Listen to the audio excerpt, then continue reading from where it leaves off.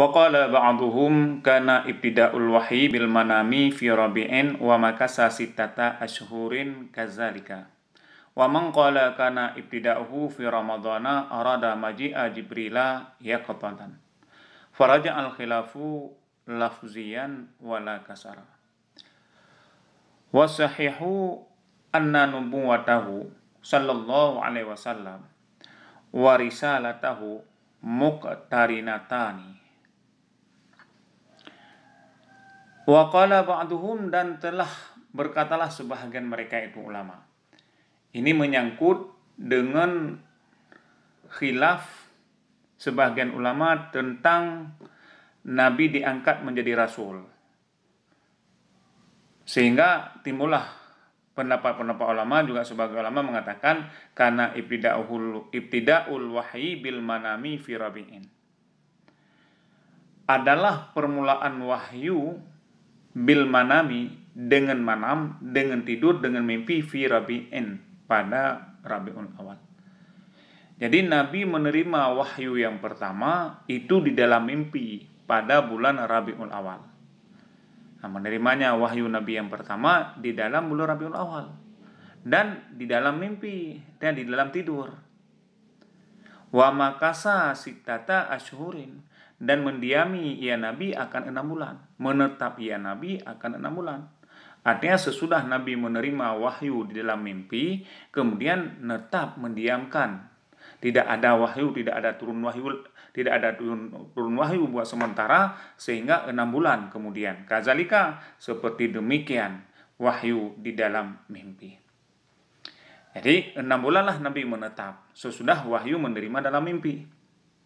Sehingga wa man qala kana ibtida'uhu fi ramadhana, dan mulasiman yang berkata iaman adalah permulaannya wahyu fi ramadhana, pada bulan Ramadan.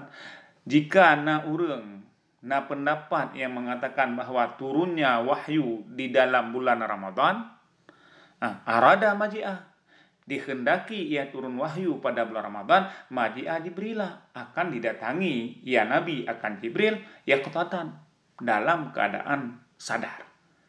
Jadi Rabiul Awal Nabi, sebagian ulama mengatakan bahwa awalnya wahyu Nabi menerima pada bulan Ramadan, tapi bil manam, dalam posisi tidur ataupun bermimpi Rasulullah.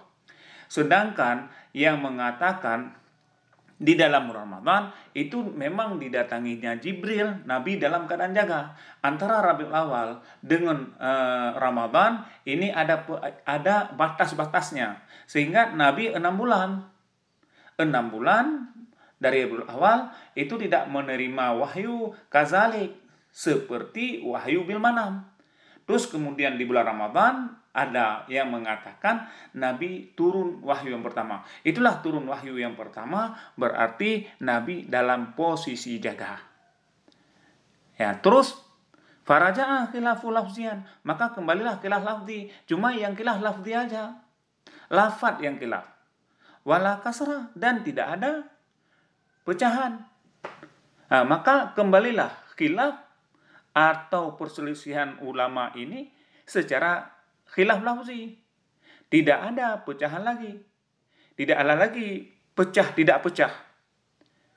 Sebab ada ulama yang mengatakan wahyu Nabi mula-mula dengan mimpi. Artinya pada Rabiul Awal. Ada yang mengatakan bulan Ramadan. Jadi sebelum Ramadan Nabi tidak dilantik lagi, tidak menerima wahyu lagi. Ya, maknanya pada ibtida' wahyu bil manam pada bulan Rabiul Awal secara mimpi, artinya secara tidur, kemudian olehnya sesudah lama 6 bulan Nabi dia diam 6 bulan, ya, kazalik ay al wahyu bil manam, baru menerima wahyu, yaitu pada bulan Ramadan. Terus ada orang yang mengatakan, wahyu mula-mula itu turun pada bulan Ramadan. Nasid orang yang Nah, si ulama yang mengatakan bahwa turun wahyu yang pertama itu yaitu di bulan Ramadan, bukan Rabiul Awal. Nyen yang maksud turun wahyu di bulan Ramadan itu arada maji'a Jibril. Maksudnya kata bulan Ramadan itu adalah Jibril datang secara jaga, artinya secara sadar pada Rasulullah SAW membawa wahyu. Sebelum itu wahyu datang secara mimpi, yaitu dalam tidur. Jadi tidak ada apa-apalah 40 tahun. Jadi hanali khilaf pada 40 tahun. Karena tidak ada khilaf memang kasar pada pecahan. Yang ada khilaf yaitu pada lafzi. Jadi hanya khilaf pada lafaz, tidak ada pada makna, apalagi dipecah-pecah bilangannya. Ya, ini. Kemudian wasahihu, dan bermula pendapat sahih annan nubuwatahu sallallahu alaihi wasallam wa risalatahu muqtarinatani. Dan bermula pendapat sahih. Nanti ada lagi pendapat. Dan bermula pendapat sahih annan nubuwatahu, bahwa sungguh kenabiannya Nabi sallallahu alaihi wasallam, wa risalatahu, dan kerasulannya Nabi sallallahu alaihi wasallam,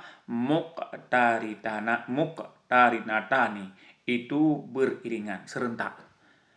Jadi ada juga pendapat ulama, yaitu pendapat sahih, bahwa nubuahnya Nabi dan kerasulannya Nabi itu serentak, beriringan. Beriringan ini adakah jadi Nabi dulu atau baru jadi Rasul? Jadi Nabi dan Rasul serentak jika berpedoman pada pendapat sahih ini. Jadi di pendapat sahih digotnya kepegah bahwa Nabi dan Rasul nyu serentak, khususnya pada Rasulullah SAW. Jadi serentak. Begitu Nabi, begitu Rasul, serentak. Muqtarinatani. Jadi muktarin, beriringan. Nanti ada juga ulama yang mengatakan ada khilaf. Sebab definisi daripada Nabi dan Rasul itu berbeda-beda. Ada penyelangan waktu maksudnya. Jadi ulama itu khilaf. Sebab antara Nabi dengan Rasul itu ada penyelangan waktu. Karena menyodasari ta'rif Nabi dan Rasul ini berbeda. Nabi ta'rifnya itu, Rasul ta'rifnya ini. Nah, jadi di dalam ta'rif pun berbeda-beda. Karena yang sifatnya Nabi adalah untuk pengamalan dirinya, sedangkan Rasul untuk umat. Jadi jelas untuk pengamalan dirinya, kemudian baru menyampaikan kepada umatnya. Maka nanti ada ulama yang mengatakan itu khilaf daripada pendapat sahih. Karena di pendapat sahih dipegah bahwa Nabi dan Rasul serentak, ada yang beriringan, mesiga, bisa jadi penyelangan hanya sedikit. Tetapi kalau kita pahami kepada pendapat-pendapat yang lain, itu sungguh jauh berbeda.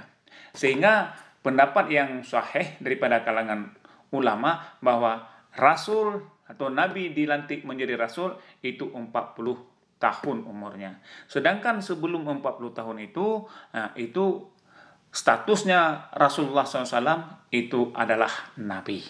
Maka nanti pendapat sahih ini ada kemungkinan juga ta'arud atau khilaf dengan pendapat-pendapat yang lain.